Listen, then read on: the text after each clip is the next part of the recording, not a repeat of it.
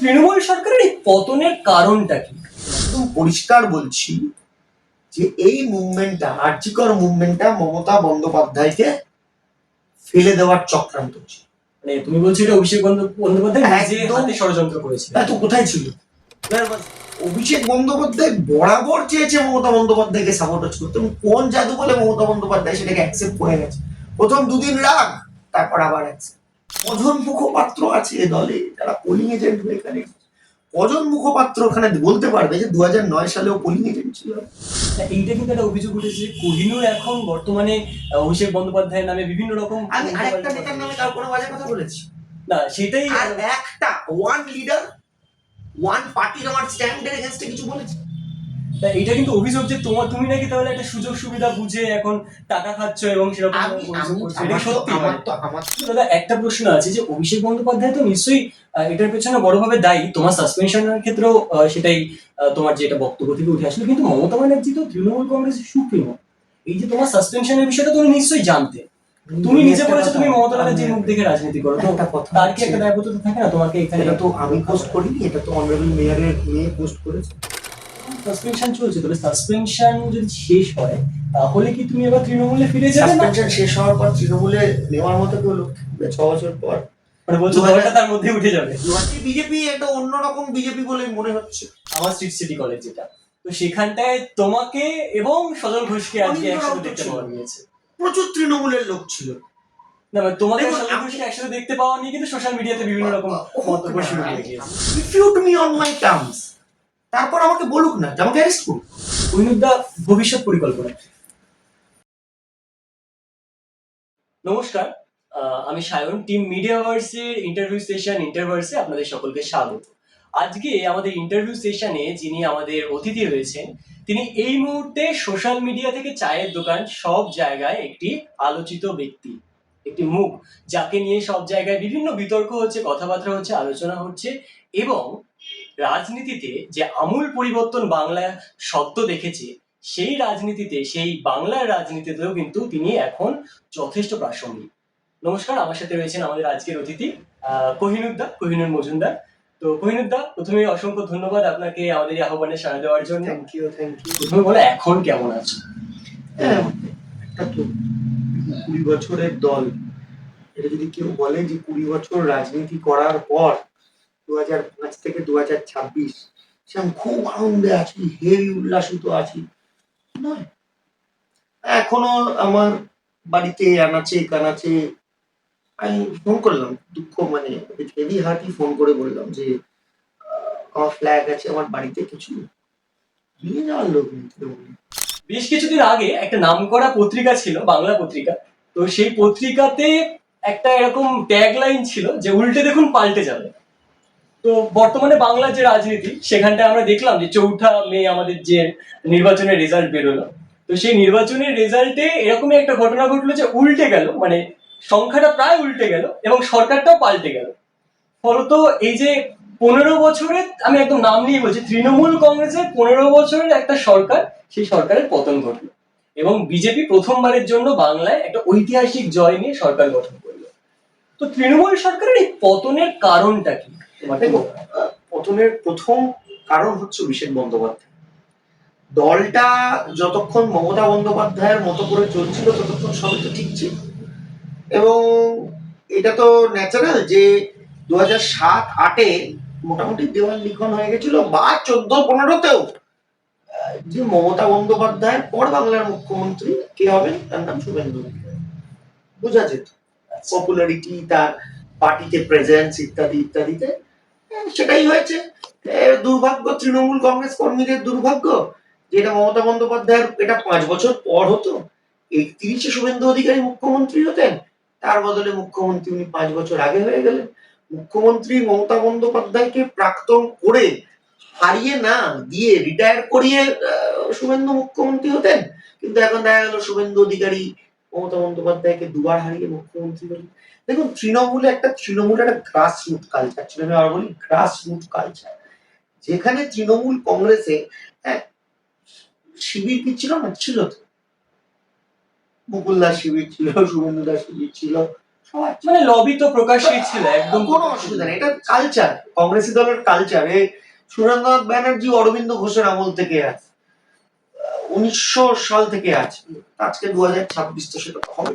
আমার মনে হয় সব রাজনৈতিক দলই লবির বিষয়টা কংগ্রেসী দলটা একটু ওপেন হয়, কংগ্রেসী দলটা একটু ওপেন। আচ্ছা, কিন্তু প্রত্যেকটি কর্মী বা প্রত্যেকটি খবর, আগে ধরুন কিছুকাল আগে অন্তত পার্থ চট্টোপাধ্যায়, তার আগে শোভন চট্টোপাধ্যায়, তার আগে মুকুল রায়, তার আগে শুভেন্দু অধিকারী, বা কিছু ক্ষেত্রে অরূপ বিশ্বাস, কিছু ক্ষেত্রে সুব্রত বক্সিরা, তারা পাইপলাইন ছিলেন মমতা।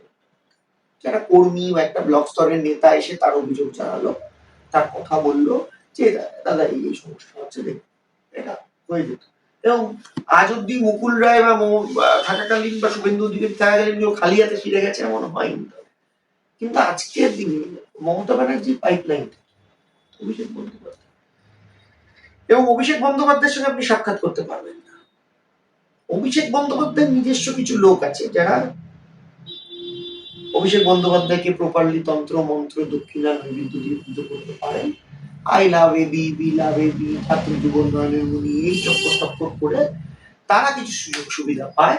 তাছাড়া উল্টো দিকে যারা আছে, এই যে আজকে আমি লিটল লো করার পর সবাই এত বলছে, জ্বালাটা সবার।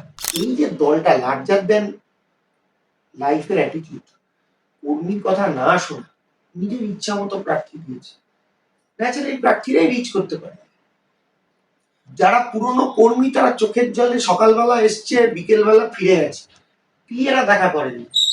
অভিষেক বন্দ্যোপাধ্যায় পিএর আমি তো বলতে চাই যে বলে দিক না, যে যদি ক্যামাক স্ট্রিটের অফিসটা আমাদের এআইটিসি অফিস হয়ে থাকে, তৃণমূল কংগ্রেসের 50 জন প্রাক্তন বিধায়ক বলে দিক যে আমি গোটা অফিসটা ঘুরে দেখেছি। কিন্তু মমতা বন্দ্যোপাধ্যায় তো দলের যখন সূচনা করেন তারপরেও সরকারে আসার পরে আমরা দেখেছি বহুবার বলেছেন যে তৃণমূল কংগ্রেস হচ্ছে কর্মীদের দল, আমরা কর্মীদেরকে নিয়ে কাজ করি, তৃণমূল স্তরে কাজ করি। অভিষেক এবং আইপ্যাডের দল, এরকম অনেকেই আছে যারা নিচে বসে সিঁড়ির তলায় বসে থেকে চলে গেছে। মমতা দি গাড়ি থেকে নামছে, আমাকে দেখে তুই কি করছিস এখানে, দিদি আমার আচ্ছা কি হচ্ছে দেখ, দেখে এটা মানিক দা দেখে দাও তো, রতন দা দেখে দাও তো, হতো না, সমস্যার সমাধান হতো হতো। কিন্তু ক্যামাক স্ট্রিটে হচ্ছে অভিষেক বন্দ্যোপাধ্যায় ঢোকে যেদিক দিয়ে, সেদিক দিয়ে সাধারণ মানুষ ঢুকতে পারে। আমি একটা কথা বলি যেটা কাজে লাগবে, তোমার ডেট ধরে ধরে বলি। প্রথমে হঠাৎ যুবা বলে একটা মার্কেটে জিনিস, যুবা কি খায় না মাথায় দেয় কেউ দেয়, সেটা যুব কংগ্রেস হয়ে গেল। এরপর 2000, এটা মন্দ লোকেরা বলে যে নারদা স্টিং অপারেশন, যারা ওর অপছন্দের নেতা ছিল তাদের সবাইকে নারদা স্টিং অপারেশন, মানে নারদা স্টিং অপারেশনে অভিষেক ব্যানার্জির একটা বলে, শুভেন্দু অধিকারী বলে। এবার একদিন ববিতাকে জিজ্ঞেস করেছে নারদা স্টিং অপারেশন নিয়ে, বলো, আমাদের টিভিতে পাঠাতো যে শুভেন্দু অধিকারী অন ক্যামেরা টাকা নিয়েছে। আমি তো এটা বলতে অসুবিধা হতো, কারণ কি 2 মিনিট পরেই বলবে ভাই তোমার মেয়র নিয়েছে, তোমার দুটো এমপি নিয়েছে, তোমার দুটো এমএলএ নিয়েছে, তোমার দুটো মন্ত্রী নিয়েছে। তো এটা ফার্স্ট চল। সেকেন্ড, একটু মনে করো 2018 সালে যুব সভাপতি, হ্যাঁ, তখন হয়ে গেল মাদার বনাম যুব পঞ্চায়েতে প্রার্থী দেবে, গোসাবা টোসাবা জুড়ে মাদার। কোনদিন হতে পারে কোন পার্টিতে হয় যে পার্টির শাখা সংগঠন প্রার্থী তালিকা দেবে? গেল 2019-এ দল ডিবাকেল, ও নেই মার্কেটে। শুভেন্দু অধিকারী কিন্তু পতাকা দিয়ে খুলছে, পতাকা দিয়ে পার্টি অফিস খুলছে। অভিষেক বন্দ্যোপাধ্যায় বরাবর চেয়েছে মমতা বন্দ্যোপাধ্যায়কে সাপোর্ট করতে, কোন জাদু বলে মমতা বন্দ্যোপাধ্যায় সেটাকে অ্যাকসেপ্ট করে গেছে। প্রথম 2 দিন রাগ, তারপর আবার অ্যাকসেপ্ট। এই সাবোটাজটা করতে করতে আজকে এই রেজাল্ট হলো। লোকে বুঝলো না যে আমার নেতা কে, আমার নেতা মমতা বন্দ্যোপাধ্যায় না আমার নেতা অভিষেক বন্দ্যোপাধ্যায়। আমি মমতা বন্দ্যোপাধ্যায়ের ছবিটা লাগিয়ে লাভবান হব না আমি অভিষেক বন্দ্যোপাধ্যায়ের ছবিটার তলায় লাভবান হব? আমি ক্যামাক স্ট্রিটে গিয়ে লাভবান হব না কালীঘাটে গিয়ে লাভবান হব? এমনকি নট অনলি দিস, প্রশাসন অফিসার কার কথায় ট্রান্সফার হবে? নবান্নের কথায় ট্রান্সফার হবে না ক্যামাক স্ট্রিটের কথায় ট্রান্সফার হবে? এটা তো হয়ে এসছে। এবং এর ফলে একটা কিংকর্তব্য বিমূঢ় অবস্থা সাধারণ কর্মীদের। তাই জন্য আজকে এই রেজাল্ট। মানে আমার প্রশ্ন হচ্ছে, তুমি আরজি করার কথাটা বললে, আরজি করার ঘটনার সময় কিন্তু একটা তৃণমূলের প্রতি একটা বিতৃষ্ণা, একটা বিক্ষোভ মানুষের তৈরি হয়েছিল। দেখুন আমি একটা ব্যক্তিগত মনে করি, আমি তো আরজিকর ঘটনাটা ওখানে কোনোদিন স্পটেও যাইনি, আমি জানি না। আরজিকর ঘটনাটা মানুষের সাথে ইম্প্যাক্ট করেছিল, এটা তো অস্বীকার নয়। কিন্তু আরজিকর মুভমেন্টে যারা মেইনলি মুভমেন্ট করছিল তারা কেন বিজেপিকে ঢুকতে দেয়নি? কেন? Why not BJP? Why not a political party who can be so impactful to change the government? The গল্প হচ্ছে this program was all funded and led from behind by Abhishek Banerjee. এই একটা ডাক্তার শান্তনু সিং দলকে সাসপেন্ড করলো আরজি করার জন্য, ও পরের দিন নিয়ে চলে গেল সেবাস। অডাসিটি ভাবুন তো, আমাকে তো সাসপেন্ড করেছে, অডাসিটি ভাবুন। দল কাউকে সাসপেন্ড করেছে, তুমি তাকে নিয়ে চলে যাচ্ছ, ওই প্রশ্ন করেনি তোকে অভিষেক বন্দ্যোপাধ্যায়কে। You tell me one thing, Kalyan Banerjee Abhishek ব্যানার্জির নামে কিছু একটা মন্তব্য করেছে যে কে অভিষেক, আমি মমতা দিকে দিকে দল করে, তো ফ্যাক্ট। কে অভিষেক ব্যানার্জিকে দিকে দল করে? মমতা ব্যানার্জিকে দিকে দল করে। এই কথাটা বলার ফলে তৃণাঙ্কুর ভট্টাচার্য এন্ড কোম্পানির নেতৃত্বে সারা বাংলা জুড়ে ছাত্ররা রাস্তায় নেমে কল্যাণ ব্যানার্জি কুশপুত্তলিকা পড়িয়ে স্লোগান দিয়েছিল, মাতাল তোমায় জানতে হবে, আগামীকে মানতে হবে, শ্রীরামপুরে নতুন সাংসদ চাই। Party did not question Srirampur, party did not question Abhishek Banerjee. সেটা কেন করা হলো? সিম্পল তো, যে দলটা আমি লাজ্জা, কেন আজকে মুকুলদা দল ছেড়েছি, যে লাজ্জার দেন লাইফ, আমি ও কথাই চলবে। তবে আরজিকর নিয়ে তো এটা একটা অভিযোগ উঠেছিল, বিভিন্ন নেতারা অভিযোগ করেছে যে এটা সিপিএম এই আন্দোলনটাকে হাইজ্যাক করে। সিপিএম আন্দোলন করেন। আমি আবার বলছি, যে পলিটিক্যাল যে অর্গানাইজেশন করেছে তার পার্লামেন্টারি পাওয়ার নেই, পার্টি গল্প হচ্ছে এটা। সে সরকার ভেঙে দিয়ে দল করতে, সরকার করতে পারে না। চাপটা এমন হবে যে মমতা দি বলবে স্বাস্থ্য ব্যবস্থা ভেঙে পড়েছে, ঠিক আছে মমতা দি বাদ দাও, এবং তলার থেকে চামচারা বলবে আগামীকে দিতে হবে, আগামীকে সুযোগ দিতে হবে, অভিষেক ব্যানার্জিকে পুলিশ মন্ত্রী করতে হবে। হয়নি এই কথা মিডিয়ার মধ্যে ভাসিয়ে দেওয়া হয়নি যে অভিষেক ব্যানার্জিকে আজকে এক্ষুনি মুখ্যমন্ত্রী করে আনতে হবে, অনেকদিন হলো মমতা ব্যানার্জিকে আগামীর জন্য দেখতে হবে। কিন্তু ওই যে গাড়িটা প্রথম আরজিকর হসপিটালে যখন আটকে, আমি আমি ওই কে কার মুভমেন্টের ক্রেডিট আমি বলতে চাই না, এটা তারা মুভমেন্ট করেছে তারা বলবে। আমি যেহেতু মুভমেন্টের পার্টিসিপেন্ট নই, বরং মুভমেন্টের উল্টো দিকেই ছিলাম, তাই আমার ওখানে জাজ করে দেওয়ার অধিকার নেই যে কে মুভমেন্টটা করেছে। কিন্তু এটা চেষ্টা করা হয়েছে ক্রমাগত যাতে বিজেপি বা সিপিএম কেউ এই মুভমেন্টের মধ্যে না ঢুকতে। এবং পরিষ্কার বলছি যে এই মুভমেন্টটা, আরজিকর মুভমেন্টটা মমতা বন্দ্যোপাধ্যায়কে ফেলে দেওয়ার চক্রান্ত ছিল।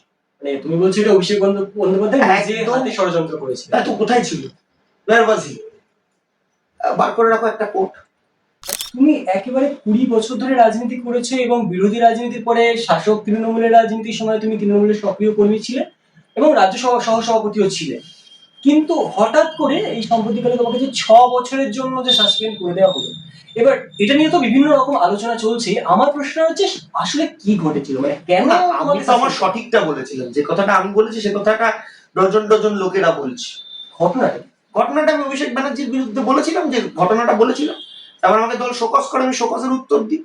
আজ অব্দি দল তো রিফিউট করতে পারলো না যে কোহিনূর ভুল বলেছে। ও বলতে পারত যে ও কি বলেছে, কোহিনূর এখন কেন বলছে। ন্যাচারালি আমার প্রার্থী ছিল অরূপ বিশ্বাস, আমার বিধানসভায়, যে আমাকে ছোট থেকে বড় করে 20 বছর ধরে যাকে নিয়ে। তার আগে যদি আমি তো প্রতিবাদটা তার সামনে করেছি, একাধিকবার করেছি। আমি তো অভিষেক ব্যানার্জিকে একাধিকবার টেক্সট করেছি, তার কাজের সুযোগ দিয়ে, টিকিট চাইনি, কাজের সুযোগ। টিকিট নিয়ে কি তোমার সাথে কোনো আলোচনা হয়নি, আমি কোনো ইন্টারেস্টেড নই। আমি পার্টি ওয়ার্কার, ভোটের টিকিটেও no interested, no no no not at all interested, not at all interested. কোথাও ভি আমাকে বলে দিক একটা হোয়াটসঅ্যাপ বা একটা কল রেকর্ডিং যাতে আমি বলেছিলাম আমাকে টিকিট দেবে। এই বছর তো এই অভিযোগটা উঠেছে যে টিকিট অনেক কেনা বেচা হয়েছে। আমি তো পেরিফেরির মধ্যে ছিলাম না, আমি জানি না, কিন্তু অনেকে বলেছে। এতজন মিলে বলছে তো মিথ্যে বলবে, সত্যি বলবে, এটা দেখা যাবে। কিন্তু আই ওয়াজ আনহার্ড। আমার প্রার্থী ছিল অরূপ বিশ্বাস, আমি যদি এখানে তার জন্য জান প্রাণ দিয়ে কেটেছি। কিন্তু আমি আবার বলছি, অভিষেক ব্যানার্জির জন্য এটা বলা পড়া, দল আমাকে রিফিউট করতে পারতো যে না তুমি যেটা বলেছো ভুল বলেছো। একটা মুখপাত্র বলতে কোহিনূর মজুমদার হে ইনকাম করেছে, একটা সিবিআই ইডি করুক, তা এইটা কিন্তু একটা অভিযোগ উঠেছে যে কোহিনূর এখন বর্তমানে অভিষেক বন্দ্যোপাধ্যায়ের নামে বিভিন্ন রকম আমি আরেকটা উল্টোপাল্টা নেতার কথা নামে বলছে। কার কোনো বাজে কথা বলেছি? না সেটাই আর একটা ওয়ান লিডার ওয়ান পার্টির আমার স্ট্যান্ডের এগেইনস্টে কিছু বলেছি? তা এটা কিন্তু অভিযোগ যে তুমি নাকি তাহলে একটা সুযোগ সুবিধা বুঝে এখন টাকা খাচ্ছ এবং সেরকম আমি অভিযোগ আমি করছো, এটা আমার তো সত্যি আমার মানে? তো আমার তো ধরো আমি তোমাকে বলছি যে বিজেপির এখন কোহিনূর মজুমদারকে পয়সা দিয়ে নামানোর মতো দরকার পড়বে না। এক, দুই, আমি যদি তৃণমূল জামানায় প্রবল প্রবল ইনকাম করতাম, আমার নামে একটা স্পেসিফিক এফআইআর হতো, এফআইআর একটা জিডি, যে এই ছেলেটি রোজগার করেছে, মানছি, হ্যাঁ জিডি হোক, বলুক, আজকেও জিডি করুক, আজকেও কেউ একটা স্পেসিফিক কমপ্লেনেন্ট গিয়ে বলুক যে কোহিনূর আমার বাড়িতে ঢুকে আমার বাড়িটা এনক্রোচ করেছে, আমার যে পুরনো বসত বাড়ি সে বাড়িতেই থাকে, কেউ একটা বলুক যে কোহিনূর মজুমদার আমার থেকে 5,000 টাকা, 10,000 টাকা, 1,00,000 টাকা, 2,00,000 টাকা, 10,00,000 টাকা চেয়েছে, আমার তো কারণ বাড়িতে জল কল রাস্তা করে দেওয়ার ক্ষমতা ছিল না, কাউন্সিলরও ছিলাম না, কেউ বলুক যে কোহিনূর মজুমদার আমাকে বলেছে, এটা তো সব থেকে বেশি ইজি অভিযোগ, যে আমার থেকে 10,00,000 টাকা নিয়েছে এই চাকরিটা করিয়ে দেবে। আমার পলিটিক্যাল অ্যাম্বিশনে কি হলো, গত 2 বছর আমি মার্কেট থেকে নেই, বাতিল। আমি 28শে অগাস্টের 2025-এর প্রোগ্রাম করতে যাচ্ছি, প্রস্তুতি সভা বর্ধমানে, যে বর্ধমানে আমি নিজের মতো করে সাজিয়েছি, হাতে তালুকোর মতো করে চিনি সাজিয়েছি। আমাকে প্রোগ্রামে তিনানপুর ভট্টাচার্য এবং অভিষেক ব্যানার্জির অফিস ফোন করে লোকাল বিধায়কদের বলছে যাবেন, ফিরে এলাম প্রোগ্রাম না, এরকম বলছে। তো আমাকে ব্যান করে রেখেছিল, আমার মতো, আমি তো একা নই ভাই, এখন তো সবাই বলছে, অনেককে এরকম ব্যান করে রেখেছিল, তার রেজাল্ট আজকে। হ্যাঁ, এখন তো সবাই মোটামুটি তৃণমূলেরও বহু কর্মীকে আমরা দেখছি তারা প্রকাশ্যে এসেই বলছে যে অভিষেক বন্দ্যোপাধ্যায় হাতে ধরে দলটাকে নষ্ট করবে। একদমই সবাই বলছে, আমি একা তো, refute me on my terms, তারপর আমাকে বলুক না যে আমাকে অ্যারেস্ট করুক। আচ্ছা, কিন্তু প্রশ্নটা হচ্ছে যে এই যে ঘটনাগুলো তুমি বললে পরপর, এটা এতদিন ধরে তোমার তাহলে মনে থাকে না হঠাৎ করে আমি আবার দুটো সরকার ক্ষমতা থেকে পড়ে যাওয়ার পরে তুমি দুটো প্রকাশ্যে কারণ বললাম, যে আমার নিজের ক্যান্ডিডেট ছিল, সে হেরে যাবে এটা ভাবতে পারিনি। 2 নম্বর ছিল অভিষেক ব্যানার্জির বিরুদ্ধে যারা বলেছে তাদের পুলিশ দিয়ে কি অত্যাচার করানো হয়েছে তার তো রেকর্ড এখনো ঘুরছে ফেসবুকে, খবরের চ্যানেলে। কিন্তু দাদা একটা প্রশ্ন আছে যে অভিষেক বন্দ্যোপাধ্যায় তো নিশ্চয়ই এটার পেছনে বড়ভাবে দায়ী, তোমার সাসপেনশনের ক্ষেত্রেও সেটাই তোমার যেটা বক্তব্য থেকে উঠে আসলো, কিন্তু মমতা ব্যানার্জি তো তৃণমূল কংগ্রেসের সুপ্রিমো, এই যে তোমার সাসপেনশনের বিষয়টা তুমি নিশ্চয়ই জানতে, তুমি নিজে বলেছো তুমি মমতা ব্যানার্জির মুখ দেখে রাজনীতি করো, তো তার কি একটা দায়বদ্ধতা থাকে না তোমাকে এখানে? এটা তো আমি পোস্ট করিনি, এটা তো অনারেবল মেয়রের মেয়ে পোস্ট করেছে। দুর্যোধনের জন্য কুরুবংশের পতন হয়নি, কুরুবংশের পতন হয়েছিল ধৃতরাষ্ট্রের দুর্যোধনের প্রতি অন্ধ ভালোবাসা। আমার মনে হয় এরপর আমার আর এই বিষয়ে কিছু বলার নেই। বাংলার মানুষ তো প্রকাশ্যে এটা বলছে, সাধারণ জনগণ, যে তৃণমূল কংগ্রেস সব থেকে বেশি দুর্নীতিগ্রস্ত একটা দল ছিল, এই জন্য তোমার না, কথা আমি আমি আমি দেখো, এটা সত্যি তো, তখন আমি কাউকেই দুর্নীতিগ্রস্ত বলি না যতক্ষণ না তার বিরুদ্ধে দুর্নীতি প্রমাণ হয়। শুভেন্দু অধিকারীর বিরুদ্ধে অভিযোগ ছিল, হেমন্ত বিশ্ব শর্মার বিরুদ্ধে অভিযোগ ছিল, মুকুল রায়, পার্থ প্রিয় মল্লিক, অভিষেক বন্দ্যোপাধ্যায়, সবার বিরুদ্ধে, তাদের বিরুদ্ধে রেসপেক্টিভ এফআইআর হয়েছিল, কিন্তু কেউ প্রমাণিত হয়নি।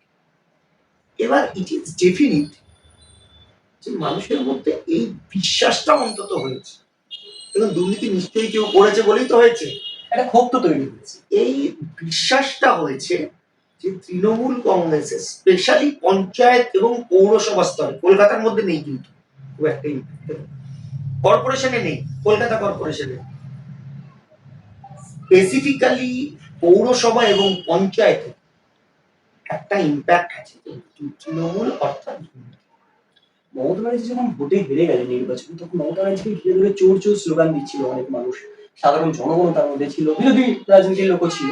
এটা নিয়ে কি বক্তব্য? মমতা ব্যানার্জিকে চোর খারাপ লাগে। বদনাম মমতা ব্যানার্জি সেই রাজনীতি দেখা এবং তারপর তাকে এরকম চোর চোর শুনতে হচ্ছে, তার হাতে নিয়ন্ত্রণ থাকলে অন্য কিছু হয়তো হতো, কিন্তু আই ফিল ব্যাড। আমি মিথ্যে কথা বলবো না, বা লোকে মনে করবে এই তো বিজেপি যাচ্ছে এখন মমতা ব্যানার্জির নামে গালাগালি করবে, সেটা বিশ্বাসযোগ্য হবে না। মমতা ব্যানার্জিকে ঘিরে ধরে লোকে চোর চোর বলছে, তিনি হেকেল হচ্ছেন, তিনি দুঃখ পাচ্ছেন, এটা দুঃখ পাওয়ার মতো। তোমার তো এখন সাসপেনশন চলছে, তবে সাসপেনশন যদি শেষ হয় তাহলে কি তুমি এবার তৃণমূলে ফিরে যাবে না? সাসপেনশন শেষ হওয়ার পর তৃণমূলে নেওয়ার মতো কেউ লোক থাকবে 6 বছর পর?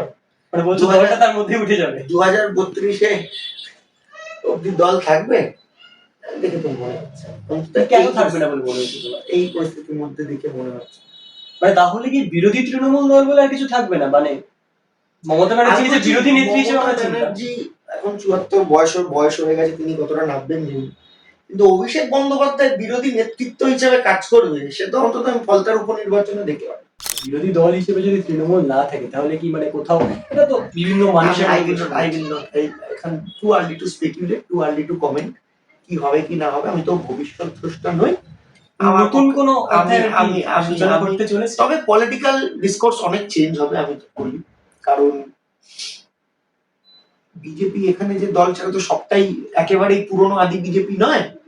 তার মূল কারণ এখানে শুভেন্দু অধিকারী, তাপস রায়, সজল ঘোষ সহ এখানে এরকম প্রচুর লোক আছে যারা পুরনো তৃণমূল করে গেছে।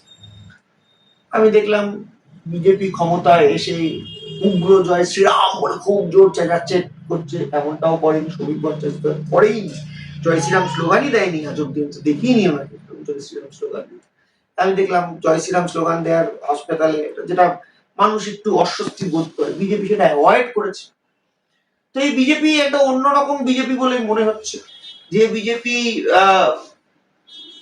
একধারে খুব হ্যাস্টি ডিসিশন দিচ্ছে, এই বুলডোজার লাগিয়ে ভাঙচুর, আবার অন্যদিকে তৃণমূল কংগ্রেসের আমলে চালু হওয়া প্রকল্পগুলোকে বাদ দিচ্ছে না।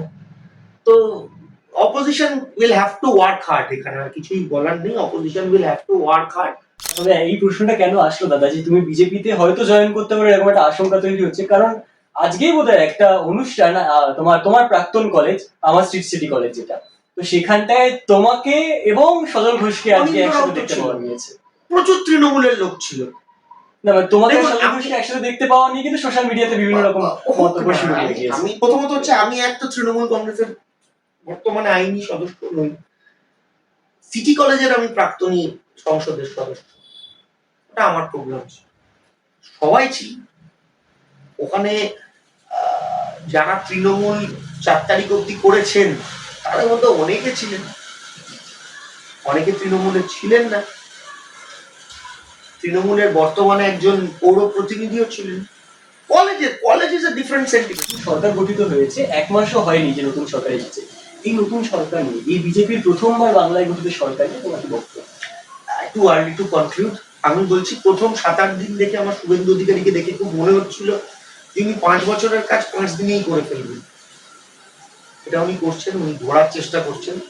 এবং যদি কেউ বলে যে এটা কি হতো, আমি তো আবার বলছি, দেওয়াল লেখন ছিলই যে শুভেন্দু অধিকারী মুখ্যমন্ত্রী হবে, যখন মমতা ব্যানার্জি বিপক্ষে ছিল।